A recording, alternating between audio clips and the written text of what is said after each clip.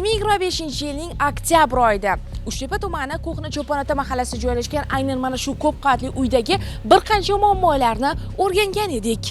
Anaqa stoyak turbalarimiz necha yillik o'sha dom bilan birga qurilgan domlarda bu yerda. Muammoni o'rganish maqsadida ko'p qavatli uyni ichkarisiga kirib ko'ramiz.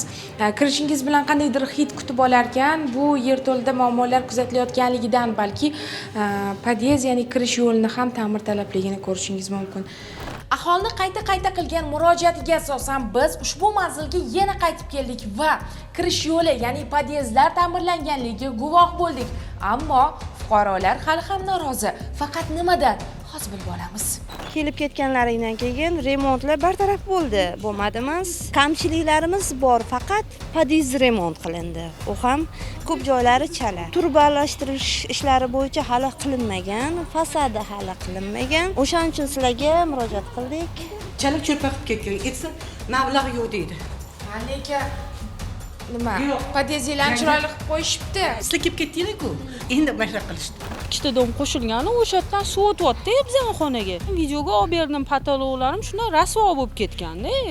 Pas aboyim o'sha necha marta ko'chdi, necha marta yopishtirdim. Oxirgi marta zax bo'lib ketdi-yu, qor yog'ib, o'shani ham suv bo'lib ketdi.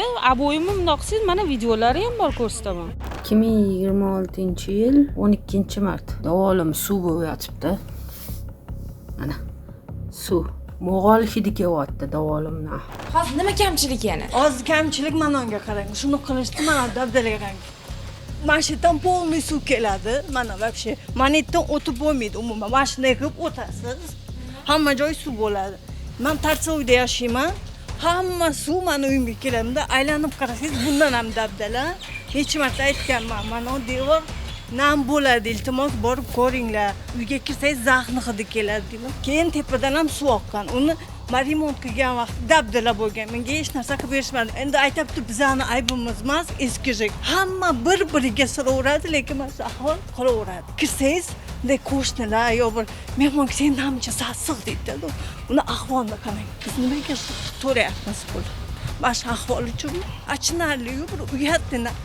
Iltimos bu narsani bizga qilib beringlar, hatto kirganda приятный bo'lsin. Aynan mana shu podyezga kirgandik, o'zim eslayman va devorlar juda ham achinarli holatda edi. Juda ham achinarli holatda edi. Zax bosib ketganda, to'g'risi chiroyli qilib qo'yishibdi, lekin yana bir qancha kamchiliklar bor ekanligidan norozi bo'lib, fuqarolar bizga qayta murojaat qilishdi. Hozir mas'ullar bilan bog'lanib, qolgan muammolar qachon bartaraf etilishini bilib olamiz. Fuqarolari JEKdan qarzdorligi bor. 22 million 400 ming atrofida qarzdorligi bor. Balki bular to'lagandir. Qolgan qism aholi bizga to'lov qilishmayapti. Endi mana hozir asosiy ishlar qilingan.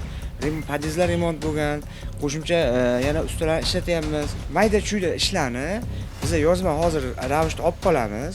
Qo'limizdan kelgancha o'sha narsani bartaraf etib beramiz. Ikkinchi guruhim, ikkita guruhim bor.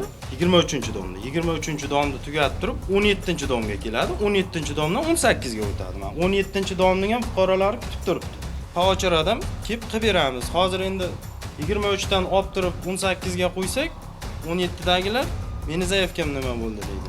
Demak, biz bu manzilga yana qaytamiz. Keyingi safar to'liq natija bo'ladi degan umiddamiz.